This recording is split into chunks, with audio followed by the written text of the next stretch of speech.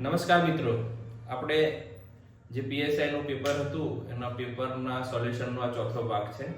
હવે જે લોકોએ એનાલિસિસ કર્યું છે એને ખબર હશે કે આ કેટલા સરળ પ્રકારના દાખલા પીએસઆઈ ની પરીક્ષામાં પૂછાણા હતા. આપણે આગળ જેટલા થાય એટલા આ પાર્ટમાં કવર કરીએ છીએ. જોઈ લઈએ. તો શું કીધું છે કે A B C D E એક હરોળમાં ઊભા છે. B એ A ની જમણી બાજુ છે, તો B છે એ A ની જમણી બાજુ છે. બરાબર છે. પછી શું કીધું છે કે C અને C ની ડાબી બાજુ છે, તો C ની ડાબી બાજુ છે.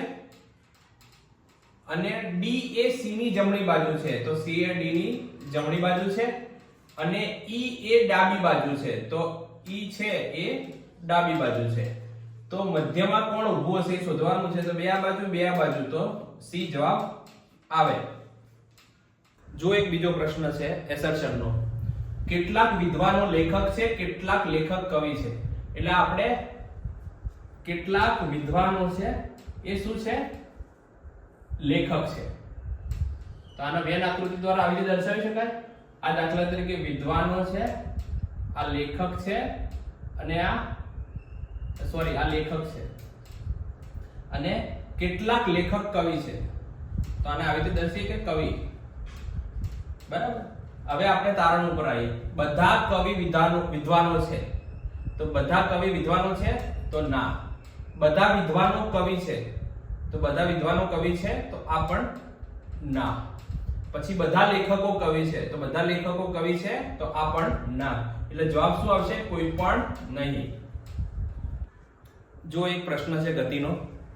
શું કહે છે કે એક વાહન 60 કિલોમીટર પ્રતિ ગતિએ ચાલે છે તો 150 કિલોમીટર અંતર કાપવામાં કેટલો સમય લાગશે? તો આને શોધવા માટે આપણે તિરાશી મૂકી દેવાની કે 1 કલાકમાં 60 કિલોમીટર કાપશે. બરાબર. તો 150 કિલોમીટર કાપવા કેટલો સમય લાગશે? બરાબર. તો શું થશે? આને આપણે t કરીએ તો t ગુણ્યા 60 બરાબર 150. તો t બરાબર શું આવશે? 150 ભાગ્યા 60. તો મીંડું ઉડી ગયું. 6 દુ 12 અને 0.5. તો 2.5 અવર્સ જવાબ આવે. જો અહીંયા એક દાખલો આપ્યો છે કે એક વ્યક્તિ 50 મિનિટમાં 4500 મીટર ચાલે છે. તો આપણે પહેલા અને તેની ગતિ મીટર પ્રતિ સેકન્ડમાં શોધો. એટલે આપણે 50 મીટરમાંથી સેકન્ડમાં શોધવાની છે ગતિ. તો આપણે શું કરીશું? 4500 મીટર છે, બરાબર છે, અને નીચે મિનિટ આપી છે. તો મિનિટને સેકન્ડમાં કન્વર્ટ કરવા માટે શું કરવું પડે? 60 થી ગુણી નાખવું પડે. તો મીંડું ઉડી ગયું. મીંડું ઉડી ગયું.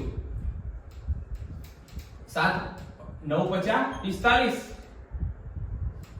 3 દુ આવી ગયું. તો 3 ભાગ્યા 2 એટલે 1.5 મીટર પ્રતિ સેકન્ડ જવાબ આવે. જો મિત્રો, આ એક ફરીથી દાખલો ઝડપનો છે અને ઝડપના ઉપરથી કેટલા કલાકમાં કેટલું અંતર કાપશે એ શોધવાનું છે. હવે આની અંદર ધ્યાન ફક્ત આટલું રાખવાનું છે કે 8 કલાક ને 15 મિનિટ આપેલી છે. જો આટલું ધ્યાન રાખશો તો તમને આવડી જશે. હવે તમને ખબર છે કે 1 કલાકમાં 42 કિલોમીટર કાપે છે. તો આપણે 42 કિલોમીટર અને 8 કલાકમાં કેટલું કાપશે? તો તમને ખબર છે કે 8 દુ 16 વધી આવી 1 8 ચોક 32 ને 33. આ કિલોમીટર 8 કલાકમાં કાપે છે, વત્તા 15 મિનિટ છે. એટલે આપણે 1/4 કલાક લખી શકીએ અને એમાં 42 કિલોમીટર કાપે છે. તો આનો કેટલું થશે? 10 અને આનો 0.5 એટલે 10.5 કિલોમીટર આ થશે. બરાબર છે. એટલે જવાબ શું આવશે? 346.5 કિલોમીટર કાપશે. તમે જો અહીંયા ભૂલ કરશો ને અને સીધું લઈ લેશો તો દાખલાનો જવાબ ખોટો આવશે. એટલે આ ધ્યાનમાં રાખજો. જુઓ, સંબંધોનો દાખલો પૂછ્યો છે. શું કીધું છે? A એ B ના માં છે, B એ C ના બહેન છે, C એ D ના પિતા છે. તો A અને D વચ્ચે સંબંધ શું થશે? તો આપણે લખીએ કે A એ B ના માં છે. એટલે આ A છે અને એ શું છે? માતા. બરાબર છે. કોના માતા છે? તો એ B ના માતા છે. બરાબર છે. B એ C ના બહેન છે એટલે આ C પણ છે એ આમના છે અને આ શું કીધું છે B એ C ના બહેન છે એટલે આ ભાઈ બહેન છે બરાબર ને આ ભાઈ બહેન છે બરાબર છે આ ભાઈ બહેન છે એટલે આ પુત્રી થશે બરાબર છે જો આ ખબર નથી કે આ C કોણ છે C એ D ના પિતા છે તો આ પુત્ર થશે બરાબર છે તો C એ D ના પિતા છે તો આ D આયો D ના આ D છે જે પુત્ર છે પુત્રી છે આપણને ખબર નથી બરાબર છે પણ D ના પિતા C છે એ D ના શું થશે દાદી